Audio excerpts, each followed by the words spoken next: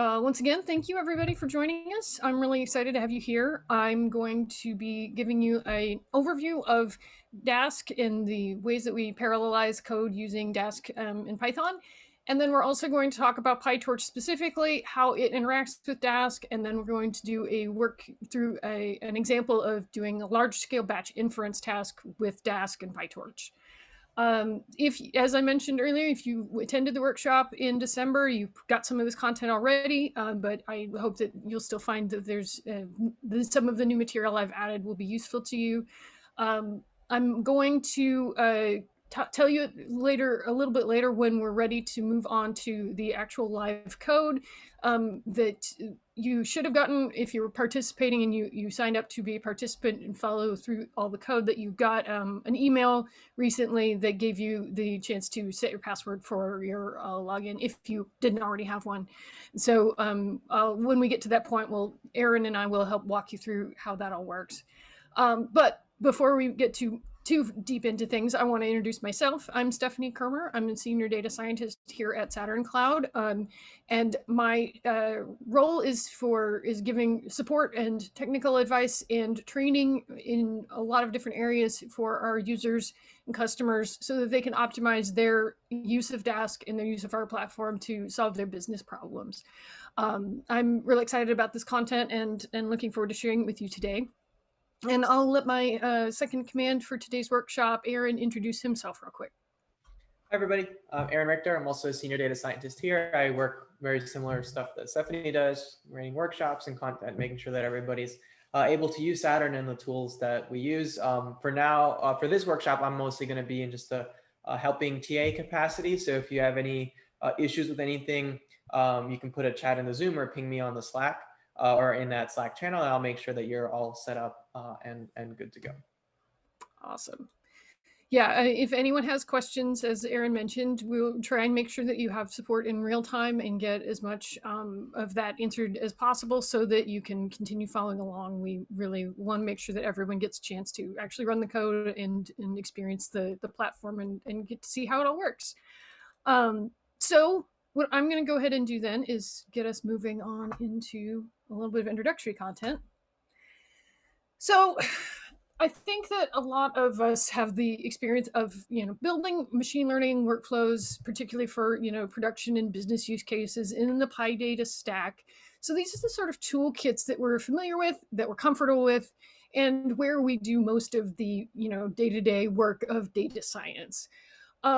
This is a challenge in some ways, however, because we can run into cases where our general tools, the serialized, one task at a time kind of Python workflows that we're used to, can be a limiter to how much we can actually do and how well this work can be productionalized. And we'll run into situations where, well, maybe we need to rewrite it in C++. Maybe we need to switch to Java. Maybe we need to move into some other entirely different language ecosystem because of performance issues, not anything to do with the quality of using Python for the data science task, but just in terms of either speed or memory. And that's really the point of the whole Dask enterprise and of Saturn Cloud in general, is that we want to make sure that you never have to be compute bound or memory bound using Python such that you feel the need to switch into an entirely different approach to your problems, or downsample your data and then produce data science tasks that are not necessarily as good as they could be. So Dask is a distributed computing framework that is completely Python based. There's a whole ecosystem of different libraries that are a part of the Dask world that allow us to do parallelization of processing Dask and go from anywhere from data processing, data cleaning stuff, to all the way through machine learning, deep learning workflows. The general organizing structure is that tasks get organized into task graphs. They're created, but then not computed immediately, but then reorganized into graphs and then executed later when the efficiency is optimized. So executed in parallel with other tasks, executed after only the most necessary tasks have been computed, and that kind of thing. So to create a task graph is really a lot simpler than it might sound. And we're going to create our own in a little bit, so you'll get to see this in real time. We define delayed tasks, so we create tasks that otherwise would be immediately computing functions. And then those are created as delayed tasks, so they exist as an object, but they're not computed until we instruct the computer to do so. So these objects can then be manipulated, created into a graph format, created with dependencies internally. So task A must complete before task B, and so on. And then we can create we can instruct the computation when we are ready, when the entire graph has been generated. So there's really a ton of customizability and flexibility in how your tasks get organized. However, Dask is also really handy in that it allows you to not just do this in a local machine environment, but across multiple machines. So we can take this underlying concept of task as an object that is computed separately from its creation, and then pass those tasks out to workers in what we call a Dask cluster. And we're going to use one of those today as well, and that's going to involve GPU capable clusters, which is even more exciting. So in the distributed concept, Dask has a sub-library that's just called distributed. The Dask client, where you do your computation, your Jupyter instance, in the case of what we're going to do today, will speak to a scheduler machine, which we're going to talk about a little bit later, that then distributes tasks out to workers in the most efficient way, allowing us to have exactly what we need done and distribute it across the resources that we have available without us having to manually, super small scale assign tasks ourselves. In addition to all of this functionality, Dask has built-in distributed data structures that are very similar to PyData structures that we're already familiar with. All of the work that we're talking about working with Dask functions is already as close as possible to the API for other PyData libraries, scikit-learn, pandas, numpy, and so on. But we also have these data structures that are meant to replicate the functionality of numpy arrays, pandas data frames, lists, that will then work across distributed resources without our having to really be involved in that piece at all. It'll sort of abstract away the distributed computation, and then we can just interact with objects as though they were essentially the same as a pandas data frame or a numpy array. So Dask clusters are really powerful. They're really exciting tools that we can use to scale up computational opportunities dramatically, but how do you get one? So there's a lot of different options. You can, run them manually, build your own hardware, variety of different things. You can use high performance computers and that sort of stuff. But a lot of us, in fact, I think a great majority of people these days are using cloud providers such as AWS or Azure to rent machines to then construct clusters. And so really, that's what Saturn Cloud is here for, because renting those machines, figuring out what you need, how to set it up and organize it, making sure that your cluster is fully managed correctly and that your resources are being balanced so that you're not going to end up with catastrophic failures of a machine. You need sort of resource reliability. Saturn Cloud provides all of that. We make sure that you have the access to machines without needing to get all into the depths of the Kubernetes sort of structures that are being used to organize them. And if you run your environment through hosted, the community product that we have, we will actually have our own cloud account that you can run those things on. Or if you're an enterprise and you want to have your data where it is in AWS in the security levels that are important for your business, we can just run directly in your AWS account through the AWS Marketplace. So that's the end of the pitch piece of that for right now. And I'm ready to go ahead and take it straight into the code.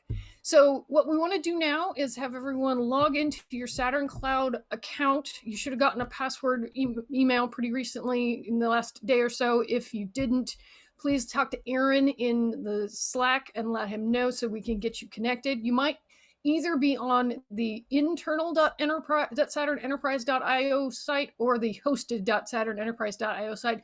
We needed to split up some of the attendees today because the GPU machines that we're using are pretty high demand. There's not enough of them for all the demand that's out there. And so we have two different Saturn hosted instances that are on different regions so that we can make sure to get you guys enough machines so that everything can spin up properly.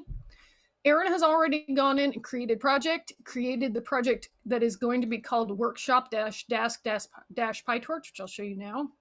So you should have a project by this name that you're seeing on the screen, and it should already have everything started and running for you. So I'll give everybody just a second to get connected, to get where they need to go. And if you have trouble getting to the equivalent of the screen I'm showing you right now, like I said, ping Aaron and he'll help you out. What you'll notice too is that my screen is showing all of the elements of it vertically. That's because I've increased my font size. That has nothing to do with you being in the wrong place. Yours should actually be side to side, I think. So as far as the elements of the server and the cluster. So yeah, go ahead and get that all sorted out. And one thing, if you don't mind, I would love it if you could go ahead and use the Zoom reactions. If you look in your Zoom window, you'll see at the very bottom of the screen, there's a little reactions button. There'll be a thumbs up or party emoji or something like that. When you're ready to move on, go ahead and throw that emoji up on screen that makes you happy, so I know you're ready and we can go ahead. Thank you, Sam. Sam's on top of it.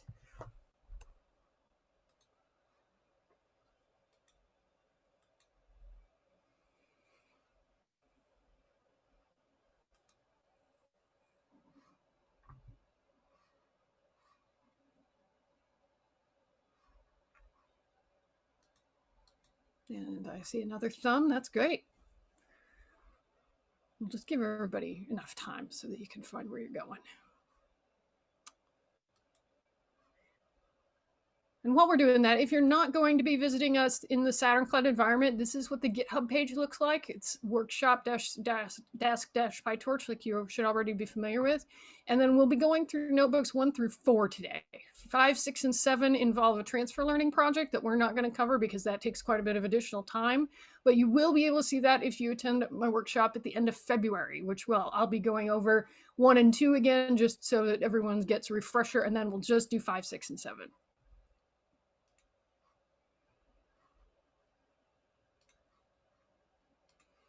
This way you can see me on screen now too.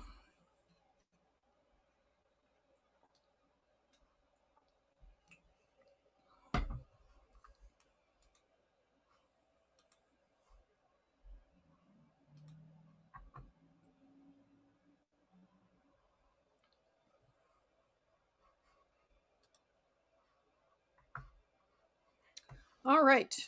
I am not seeing more thumbs coming up on the screen, so I'm gonna assume that we're doing okay. As we've already mentioned a couple of times, Aaron is here to help if you need it, so don't feel any hesitation to ask him to pitch in and give you some support if you're finding things struggle. So next thing we want to do is I want to give you a little walkthrough of the platform so that we know what we're dealing with and where we are as we look through this. So on this platform, you'll notice that we're on project page already. I'm going to step backwards a minute and I'm going to go look at the whole project page. You'll notice I've got a whole bunch of different projects because I mess around and do all kinds of stuff in here. You should probably have the example projects for GPU and CPU and then also the workshop. One thing you need to know is when you hit the start button here, that will start up resources, that will start up, say, a Jupyter instance or a cluster or whatever's attached to that project. So be careful. If you do accidentally hit start on something, no problem. Go ahead and click the tab and go in and make sure that you stop it. And that would be a red button here. But just so you're aware, if you start up projects, then that you start actually creating EC2 instances and getting into big things. If you just want to explore, that's awesome. You should hit open, and then we'll just open up the project for you, or you can just hit the actual little cards and poke around in those. Please feel free to do that. There's lots of different project examples that we've got available here that we would love for you to get a chance to look at.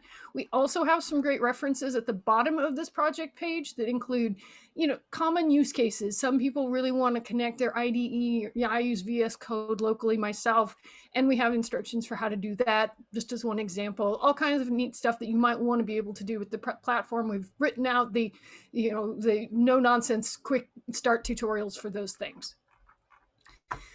There's also other helpful stuff on the left-hand side of your screen. There's a link direct to our Slack community that you've already talked about, of course, as well as workshops, tutorials, stuff like what we're doing here today. I won't dig around in that stuff any more than that right now, but just want you to know that it's all there for you. So here I am with my workshop Dask PyTorch. It's already started, so I'm going to hit the open button. And now we're in. And you can see that I have a few things in my environment variables and start script here. That's all been set up for you, so you don't need to worry about any of that. It's just making sure that everything that we need to do this particular PyTorch task is already available. And it's also already cloning the repo for you, and it's going to make sure that that repo is in your projects folder, which is what you'll see first when you open up Jupyter Lab or your Jupyter Notebook. We have a couple of different machines that have been set up for you here, and so let's talk a little bit about what those are before we get too deep. The Jupyter server is our client. Remember that slide that I showed earlier? We've got a client and we've got a scheduler machine, and then we've got our cluster. Our Jupyter server here today is a V100, which has got 8 cores, CPU, and 1 GPU. And so that'll allow us to have quite a bit of processing power, which we're then going to use to do our batch inference task later. We've got a cluster, which is 3 machines just like that, all the same size. So we've got 3, and if you'll notice on the menu at the bottom, you've got the little task bar, shows schedule, provision hardware, and so on. When you're starting up a new cluster, it will walk you through and show you the status of your workers at every step. And then at the very end, the number in the last little bin is how many workers you have running at that time. There's also access to a dashboard here, which is a very handy tidbit. I'll show you exactly what it looks like. As you can see, there's not much of anything to see right now, but we'll look at this a lot more later because this will show us how well our cluster is performing and what tasks are actually happening at any given time. It's really useful to be able to check the performance of the work that you've requested. We've also got a scheduler. You can't immediately see it right here, but it's just a size medium. We don't really need it to be very large because the scheduler is not doing the work. The scheduler is just making sure that instructions get distributed efficiently to the cluster. So we've got all that moving along. So now we're ready to get into Jupyter Lab. I'm going to use Jupyter Lab. You don't have to. You could use the Jupyter Notebook, but I strongly recommend Jupyter Lab because it's a lot easier to interact with the notebooks, find things, and get where you need to go. So go ahead and click the Jupyter Lab notebook there if you're Jupyter Lab button, sorry, if you're ready to move forward. And what we're going to do, it opens up to the README, which is the README from the GitHub repo. We don't really need that because we've got our setup all done already. So what I'm going to do is go ahead and open O1 Getting Started on the left side of the screen. And then you should end up right here. And then I'm going to hit the folder button at the top left to close the folder so that we have enough space to see. Because in my instance here, I've got the font size cranked up so that you all can read it correctly. And so it's taking up a lot of room on my screen. But for you, it might be fine to just leave that open.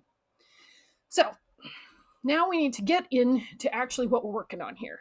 This notebook includes a lot of extra stuff about the project, about how a project is structured, and I'll talk a little bit about that, but I'm going to leave a lot of this for you to read on your own time because we have, limited time here today, and we want to make sure to cover everything that we've got to discuss. The project is generally based around 1 Jupyter server is the minimum amount of stuff a project can have, and then we'll attach Dask clusters optionally. Deployment might be something like an always-on dashboard that you want to serve from your project, and that could also have an optional Dask cluster, not required.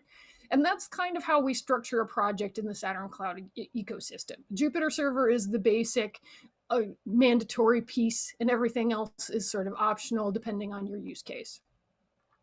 We use images, Docker images, like you might be familiar with, and those are made available through the platform. You can create your own, or you can use the ones that we create by default. We create a lot of them and make them available, so we're using one of the default images today that is specifically designed for GPU usage. We talked about Jupyter servers and clusters and deployments. All of the code that you've got here in the project folder today is just your own code. It's not going to be sent to the GitHub repo or anything like that. So feel free to edit, mess around, play with stuff. It's not going to get saved to any place external unless you want to. And then you'd need to create your own resource to write to because you've got a read-only access to the repo right now. So now we've got a couple of things. I want you to run everything below this Hello World section in notebook number 1, because it's going to show you how to connect from here where we are to the cluster that you've got built. And it's going to give you a chance to see how it looks when everything is working as it should. So go ahead and start running the code from here. I'll do the same. And then you should be able to see what it looks like when everything is working as it should be. There we go. So as you're running this stuff, if anything goes haywire, which is, sometimes happens, make sure to ping Aaron and let him know, and we can get you helped out. In this chunk, we've got a few different things going on. We are using the Dask Saturn library, which is the library that our company's product uses to interact with Saturn, of course, or with Dask, pardon me. And we're using the Dask distributed object, which is specifically the client object here, which means that we are connecting from our local Jupyter instance to the cluster that already exists, because we set it up in the UI. If we didn't have a cluster already, this would set it up for us, which is really handy. So you can programmatically generate a cluster if you want to, if you're already, exactly what you need and you're moving right along. And then we're going to do something next, which is importing Torch, so PyTorch, and we're going to check to make sure that we have GPU resources available. And this should turn out true for you too. If it doesn't, let us know. And now we're going to check all across our cluster. All of our workers should also have CUDA resources available, indicating that they're GPU capable. We're going to use the Stanford Dogs dataset as our dataset for practicing, playing around with, and demonstrating today. And so I've put that on an S3 repo that you can have access to. The S3 bucket is read-only. You don't need AWS account or credentials or anything. And so if we run this, we should be able to see a handful of the files that we have available in there. It takes a second to get connected. And so there you can see that we've got a set of images that are coming from the Stanford Dogs dataset, and they're obviously pictures of dogs. Next thing we have here under the exercises section is showing you exactly how we've got a few sort of interactive tidbits thrown in here for your use so that you can, make sure that you're staying awake, keeping on top of it, and that you check your understanding as you go. So what you would end up doing is filling in on a section like the one that I've highlighted on screen, what the answer should be, what the correct code should be, or your own example. And so when you fill that in, you can, if you don't know the answer, or if you want to check before you run it, or you just don't have the time and you want to hoof it, you can go ahead and open the ellipsis below, and that will show you the actual answer that you might have chosen. So here I can just run the cheat, and there we go. So once all of that's done, that should give you a pretty solid starting point so that you're ready to move on to notebook number 2. So once again, I'm going to ask you to pop up some thumbs on the screen. Let me know that you're ready and that you've gone through all of this stuff. I know that we've been moving pretty quick through it. As I said, we've only got an hour today to cover quite a lot.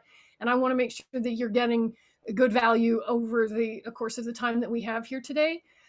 Yeah, thumbs up on the screen when you're ready to move on to notebook number 2, and then you can click that link and it will take you right there.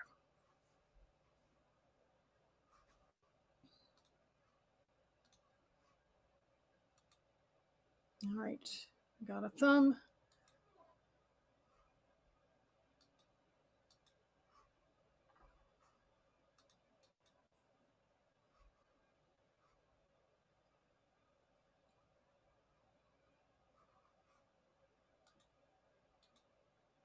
I got a couple more thumbs, yay. Okay, great.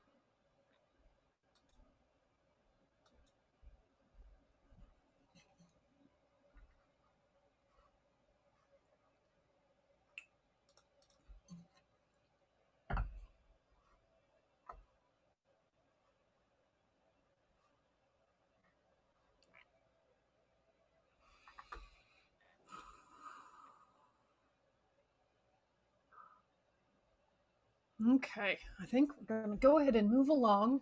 We've got quite a few thumbs on screen, so I think that we're making it work.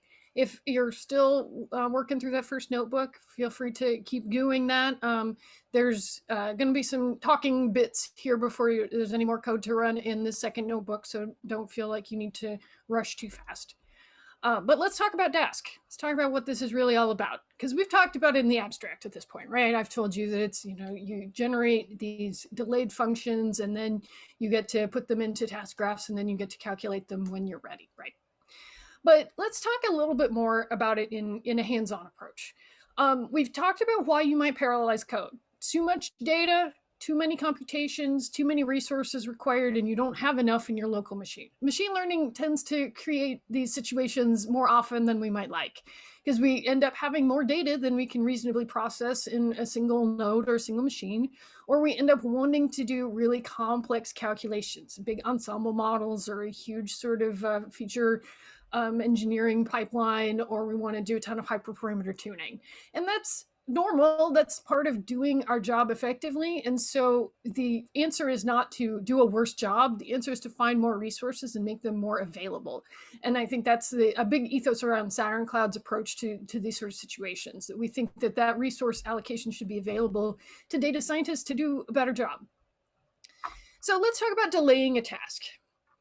When you delay the task, as we've just talked about, you're queuing up calculations, function runs, transformations, and you're setting it up so it's ready to run, but it'll run later, not immediately. So this is also called lazy evaluation. So it won't do anything, actual computations, unless you say so. Other types of functions, of course, will compute immediately. You say 1 + 2, put it into Python, it will generate 3 right for you there. There's a lot of functions that are ported to native Dask functions. We'll talk about that a little more in a sec, which means that they're lazy without you having to ask. But oftentimes you've already written custom code. You've written your code in pandas with NumPy, whatever.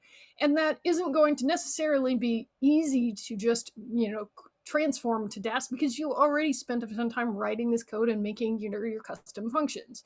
So Dask offers the @dask.delayed, which is the decorator that you can use on any function to make it delayed, and then the contents of that function will not run until you instruct it to compute. So we can use some examples to explain exactly how this works. So in this first example, I'm just going to define a function called exponent, and it's just going to take x to the power of y. Great. So now we've got the results of that function, but if we want to do it delayed, we'll create a new function that's called lazy exponent. And I'll notice everything's the same except this decorator that I'm adding to it. And so what do we get when we run that? We get a delayed object. So it's not calculating anything. It's just saying, we've got this ready. This calculation you've requested is frozen in amber for a moment, and when you're ready to run it, just tell us. And so this next chunk will tell it. We'll say, okay, now take the lazy exponent function, but then compute it after you've calculated it. And there you go, you get the same result that you would have gotten previously.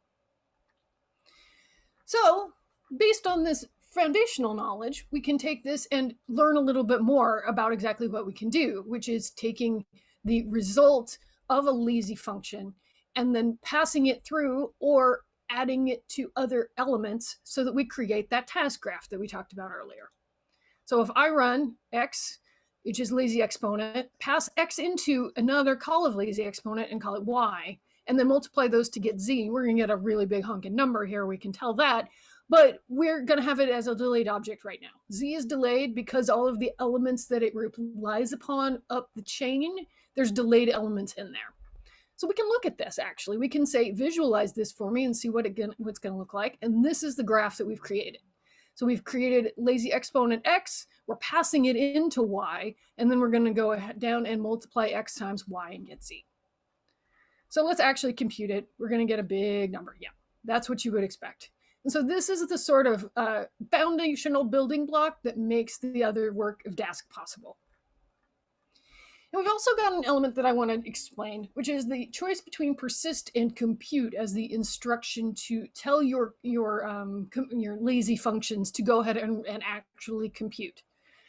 We have a cluster working, and this is, I think, an important element to remember when we're figuring out how we sort of choose between persist and compute.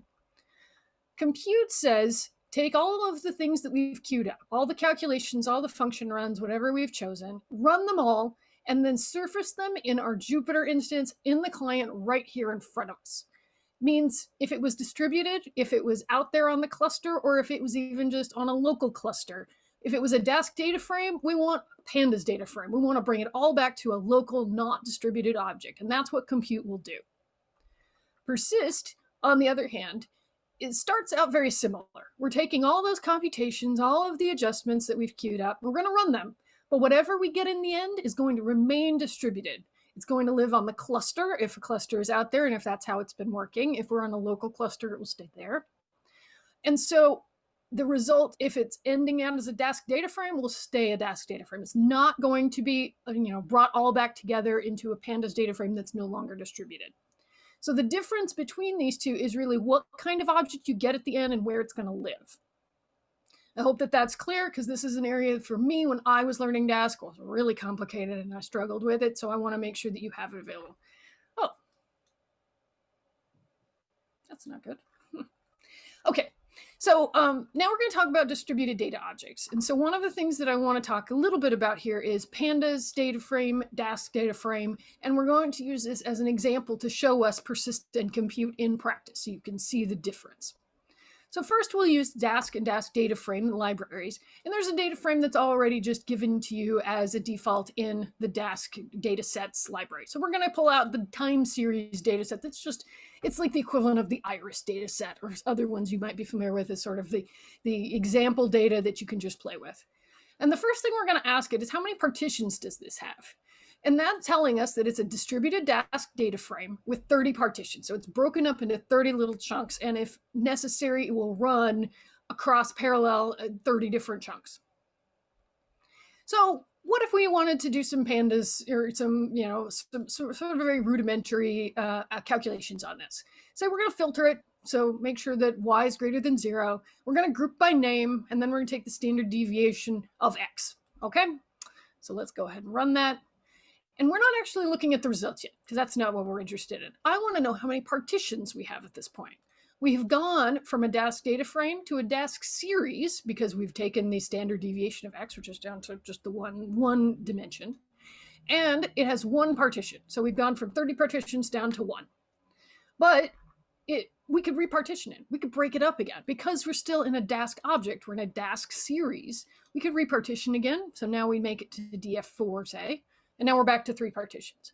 So the object as a Dask object always has the ability to have as many partitions as you should choose.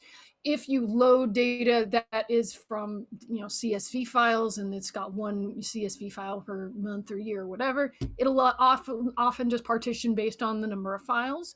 But this distributed aspect of Dask data objects is a sort of thing that is under your control, and you have the ability to change. So now let's try persist and compute. Let's see what that really does to these. So first we'll start with data frame 4, which is a series. It's Dask series, and it's going to be 161 tasks. Why is it 161 tasks? Because all of this stuff that we've been messing around with up here, all of these things that we ran are all delayed because it's a Dask data frame or Dask series at this point. So say we run persist on it, and we give it a second. And now we're down to 3 tasks. Everything else looks the same, but we're down to 3 tasks that need to be run. And we took 1.25 seconds to get to that point. That means that all the stuff we had queued up now is run, but we're still distributed. We've still got 3 partitions. So now if we try compute, we do something different. Now it took about the same amount of time. Now we're down to actual data. Now we have a pandas series here. We're not talking Dask at all. There's no partitions, nothing's distributed. It's a totally different thing. So I hope that that helps to clarify what these are all about. Now we need to do one more thing. We need to learn how to submit things to a cluster. And so this is the step where we go from, say, everything could be run locally to now we're going to talk about working together with our Dask cluster that's out there in our, our ecosystem, our platform. So we've already done this before. I've got the threads number set wrong here. I apologize for that. So we're going to go ahead and run this. And if you make sure to change, if you don't change threads to the correct, actually, I think I've got a couple of things set wrong here. So this is all going to, I apologize. I didn't change this when we changed some other things about the way that we were running this project. Oh. I'm not sure what seems to be the problem here. I'm going to restart my kernel, just in case.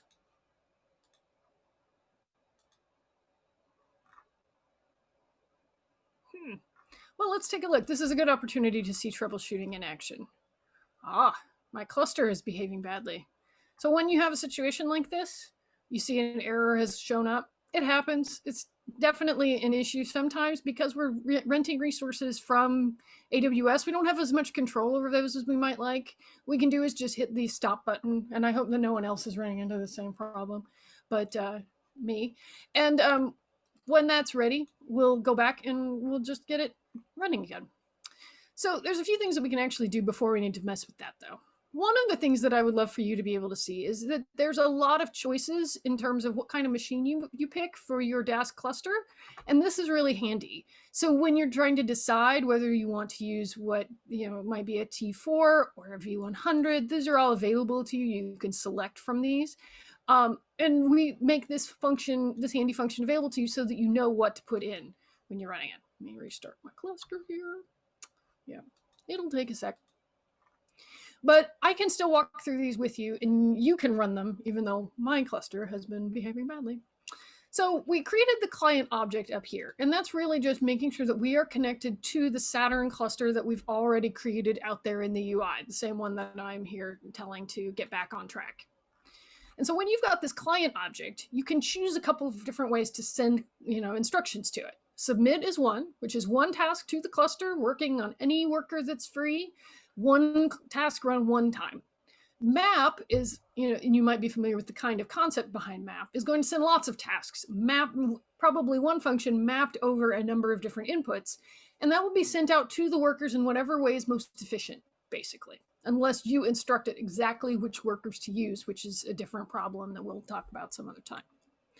There's also run, which we actually did use in notebook number 1, if you may have caught that, which is when you send one task to every worker. This is really just small utility tasks, like checking does every worker have GPU capability, which is what we used it for.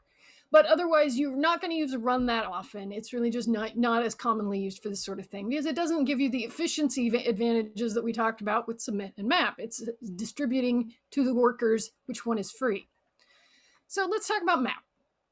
You can use map in this kind of way.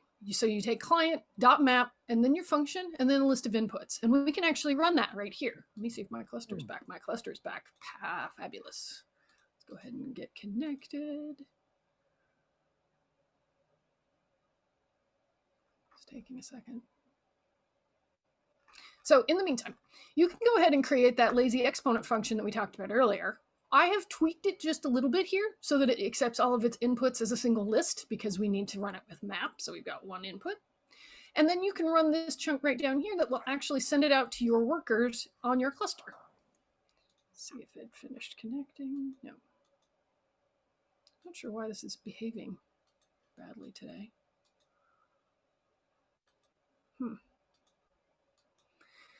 Sorry about that, folks. So when you run this, you will be able to see that the result that you should get is nothing. It will just create this future object that's going to hang out there and wait. Because then the next thing you have to do is to take that object that you just created. Sorry, did I hear somebody piping up on the Zoom? No? Okay, good.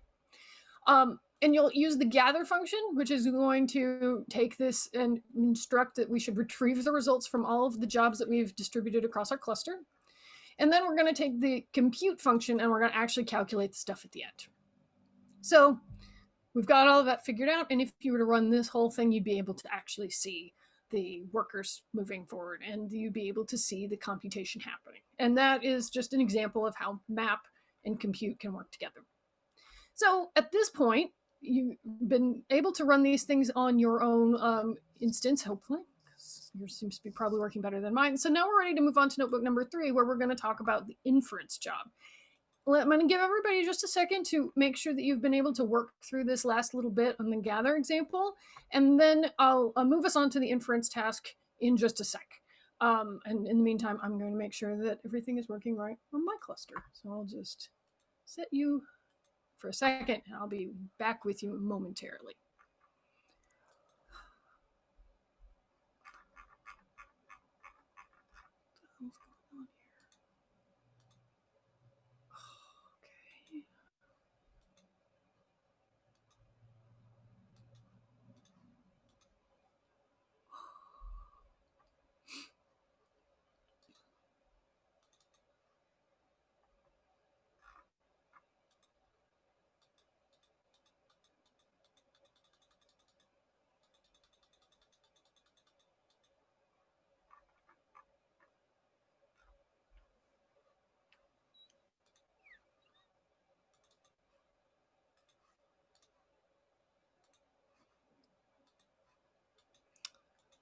Okay, I have set up mine and figured out the problem. We're all back on track.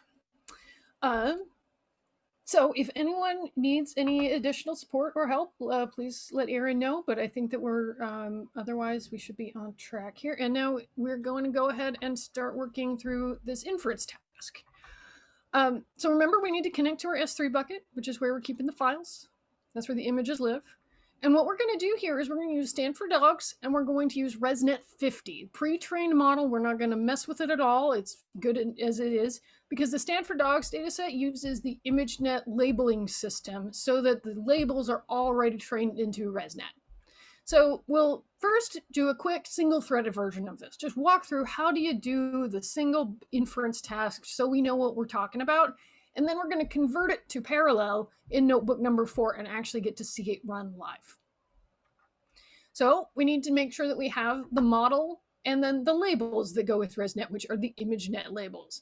You can get these labels in lots of different places. It's just 1,000 different classes for the images that label image labels that ImageNet uses.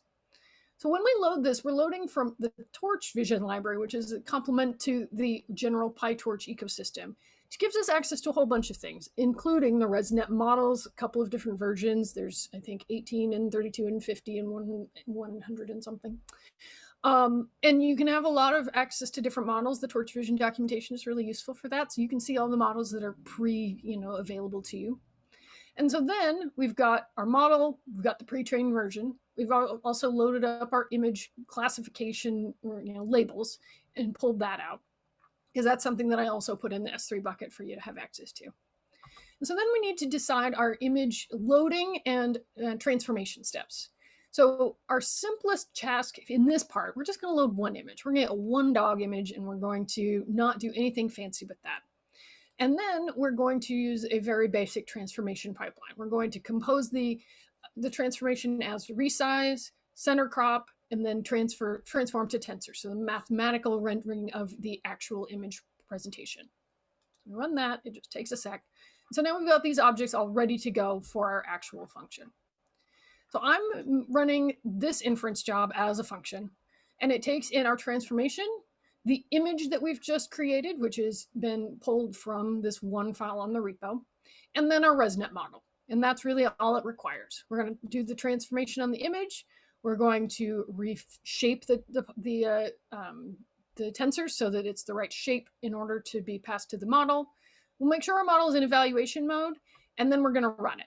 And then there's a few steps that are down here that use the classes, the ImageNet labels that we already grabbed, so that we have human readable results at the end. And that's really all that it needs. So we run this chunk. It takes just a second because we're just defining the function. And you'll see that I've given you some notes about each line of this function. If you're interested and want to dig into that a little bit more, these are available, and you might find that that's useful for making sure that you understand exactly every step along the way. But if you're familiar with PyTorch and you do a lot of image classification or image, computer vision work, this is probably old hat. So all we have left to do is actually run our function. So we've got our dog picture and our labels. We're getting two objects out of this function, right? So we're getting the image, which is being transformed back to human visible because we can't read tensors with our eyes, and then the label predictions. So here we go, run it. So 166 milliseconds to do one image. Keep that in mind. Now we have our image, looking cute, and we have the labels. So it returned Labrador Retriever as most likely, and then a few others down the way. So this is really, it's a very simple step-by-step task, and this is what we're going to convert into a parallel task in our last notebook here.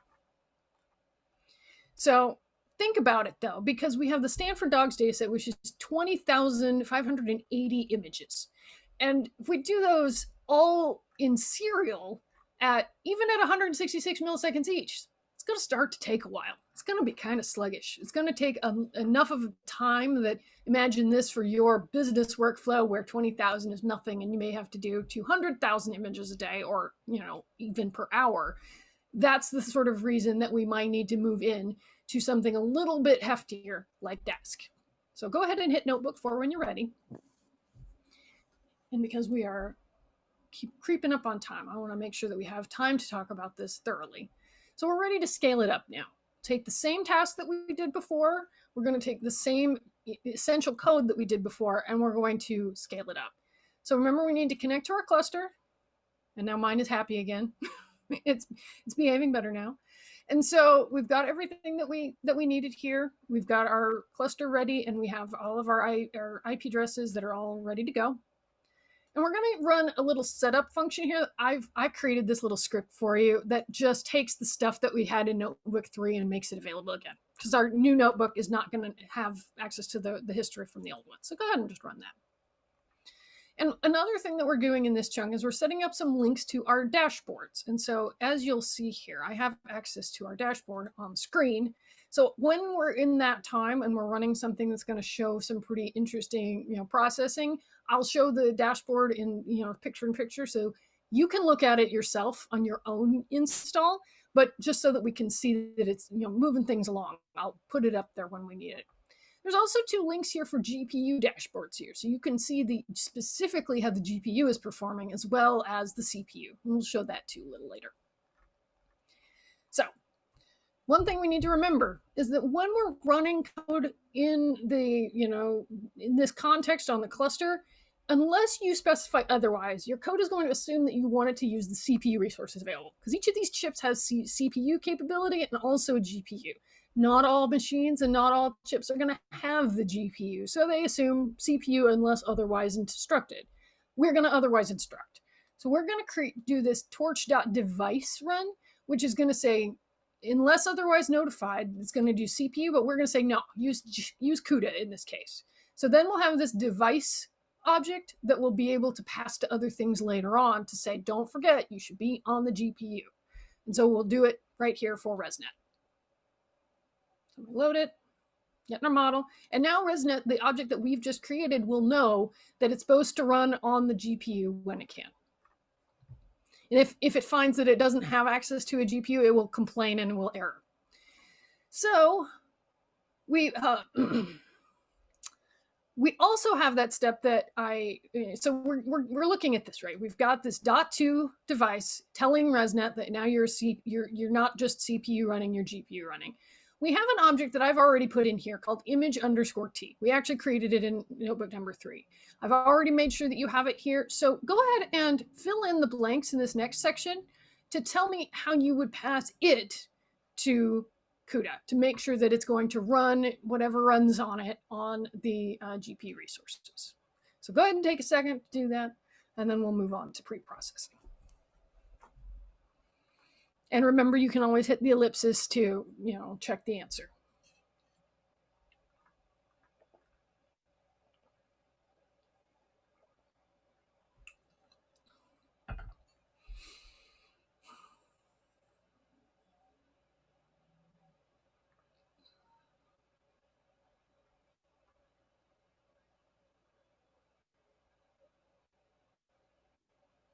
All right.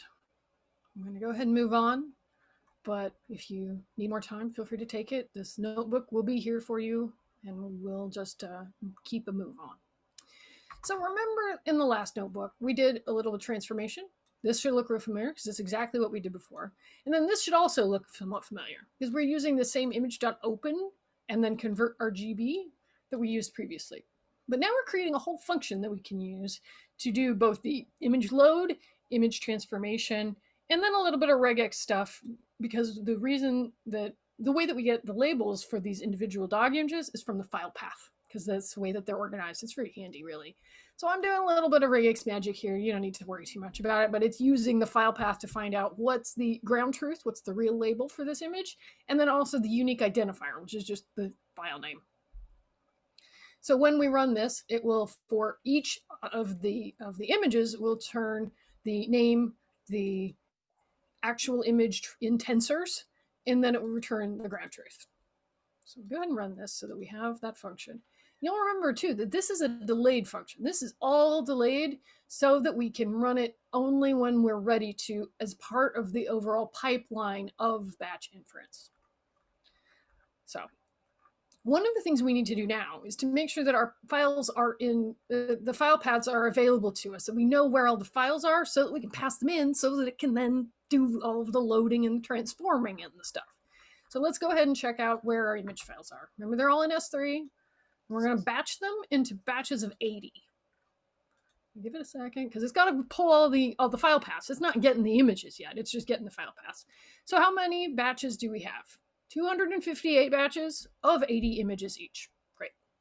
And so let's take a look at one of them. Just one of these batches. Batch 0, first 5. Looks like Chihuahuas to me. Great. Okay. So now we know this is the unique identifier. This is the ground truth. And that's really the stuff that's important to us.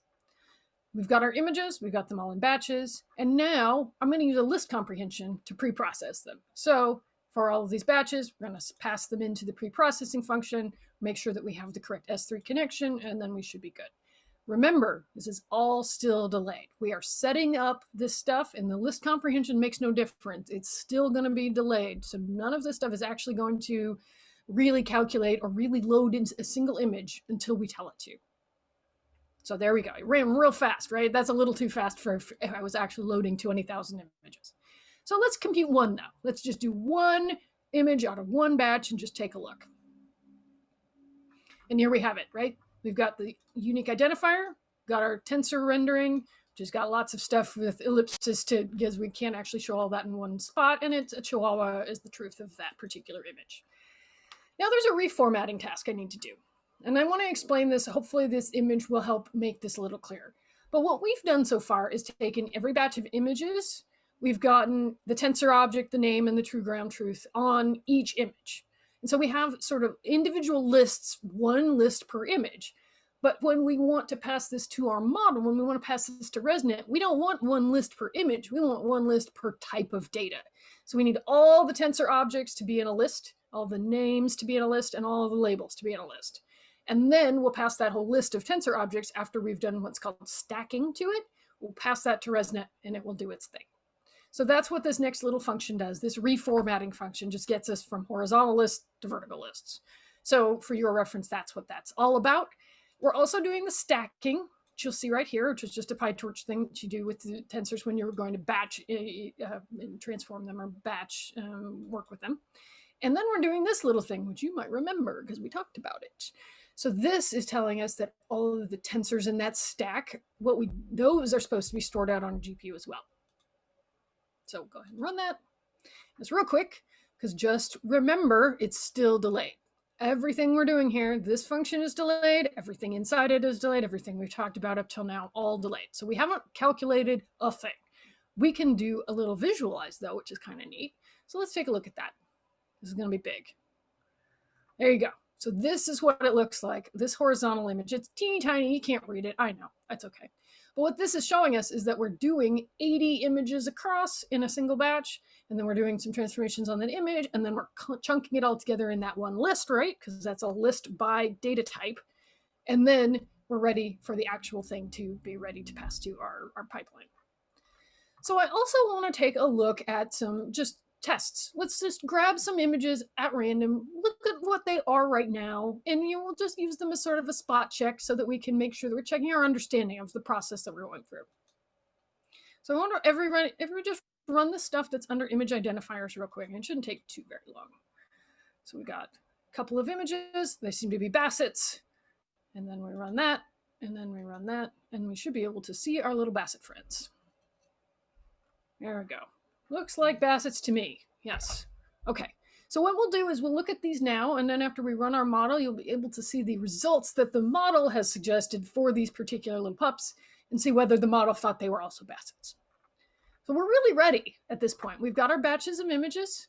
We've got everything sorted out. The pre-processing is part of it. Everything is ready to go. And so the thing that we're going to do now is actually create a little function to evaluate the results. This is just the getting us back to human readable prediction stuff. So I won't go into this a whole lot because this is really just another set of sort of helper functions that we're creating. And I know that we're close on time. I hope that no one has a very, very hard stop. But this will just take another second to finish up what we're doing. So we go ahead and create these little functions so that we can get back to human readable. And so I've got a fill in the blank section here that is the whole function, soup to nuts, that's now going to run our inference task. So it's going to take the model, make sure the model is available on the GPU, run through our inference, and then organize our prediction results, which it will return. You don't have to take all the time to fill in the blanks here. I would love to give us the time to do it, but unfortunately we're running a little low. So you can go ahead and hit the ellipsis and just evaluate this next chunk, which will tell you the actual answers to all that. So I'm going to have to go ahead and move along. I apologize. But now we're ready. So we can look at, again, our dashboard links. We've got all this stuff here that we expected. And this is it. This is the real task. Remember in the last notebook, or in notebook number 2, we went through this map, gather, and compute little workflow. We're doing exactly the same thing here. Run batch to S3 is that big function we just created that had all of our little worker functions, our helper functions inside it. Everything in the whole thing is delayed. And then we've got our image batches, which we're going to pass through our function. We'll gather, and then we'll compute, because as again, everything is delayed. And then we have a little bit of error handling here. That's just nice to have. Really, all you need to know is this, that the .result object that comes off of this futures computed piece, that's the thing that we need to be able to access. So go ahead and run this. You'll notice one thing, that this whole business is going to sit around for a while. So let's look at the Dask dashboards and see what we've got. So let's first pull this one up. So I got to refresh it because it's been sitting for a second. But now we can start to see some things are going to start running pretty quick here. Thinking, and now you can see lighten up, right? So this is what it looks like when you're starting to run your task. Okay, so that's really nice.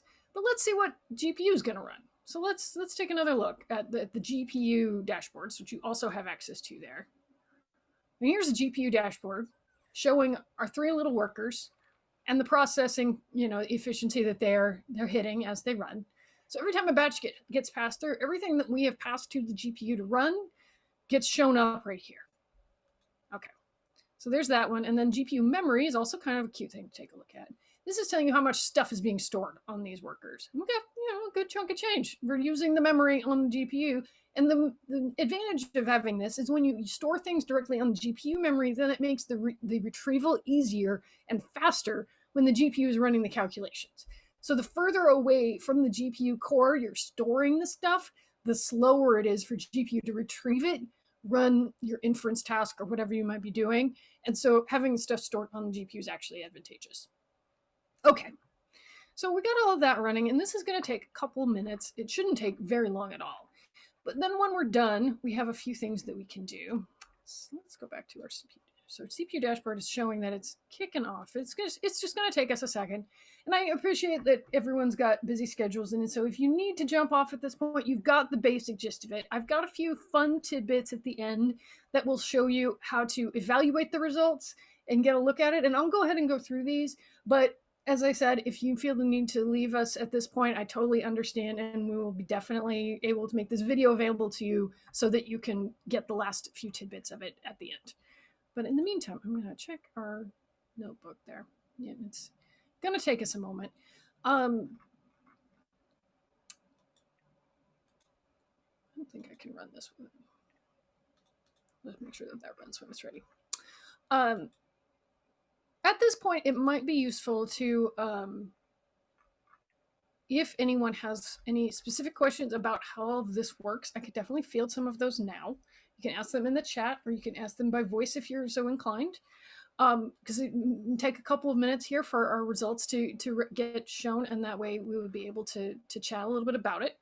Or I can talk us through some of this results evaluation and what I'm working on. Quick opening for questions if anyone has any. I know this has been very fast. I do apologize. Maybe make it a 90-minute one next time.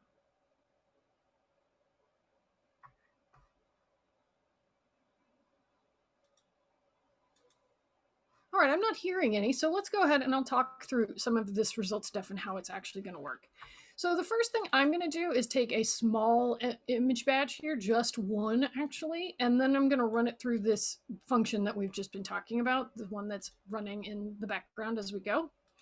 And what we can do with that is we can visualize the graph so you can see the whole pipeline as it runs, and we'll spot check the output. And then we're going to look at our baskets themselves, and we'll be able to see how their results turned out. One of the nice things about the way that we're returning these results, got a question. How do you decide the ideal number of workers in the cluster? Well, that really depends on the job you're working on. So you have the choices of more workers, and then your resources would be more distributed, or you have larger workers and fewer of them. And how parallel your task can be is really a good indicator for what kind of cluster you want to choose. If you need to really put a lot of power into, because each individual thread of work that you're generating is really chunky, to put it mildly, you might want bigger workers, but not nearly as many of them. However, if you have a lot of small tasks, then really your problem is volume of little tasks that need to get done. Hyperparameter tuning is often a good example of this. Then you'd want to use relatively smaller powered workers, but more of them. And that's kind of an example for sort of machine learning approach that I would recommend. Oftentimes it's really nice to be, and one of the things that's nice about the Saturn Cloud platform is that you can experiment. Say you try it with 3 or 4 relatively low powered workers, see how it goes. If it's not fast enough, or if the workers are not able to keep up with the sort of resource needs, you can spring up new ones. And that's a nice thing about the shutdown, restart, and the programmatic ability to do that with your clusters inside the environment. You can start and stop a cluster from the notebook right here. So I hope that helps. Oh, we're getting so close to the end. You can see it on the little thumbnail. I'll make it bigger so people can see. Okay. So then we're going to look at some accuracy stuff. And one of the things that our function is returning here, as I think I breezed past this, but I'm actually using one of the functions that we created earlier to just evaluate whether the ground truth is matched with the prediction. And I'm just using regex to test whether, Chihuahua, the word, is also in the prediction. And that isn't real complicated. And it also requires some regex, specifically tab dancing, in order to make sure that your Labrador Retriever and your Golden Labrador are not, matched against each other, because those would not be obviously a match. Oh, we're so close to the end, and then we'll be able to see. There we go. So that took us 6 minutes to do all 20,000 images. And if you use more machines, use larger ones, you definitely get more. So now we've run this one batch. So it's just one of our batches of 80, and you'll see this gets real long.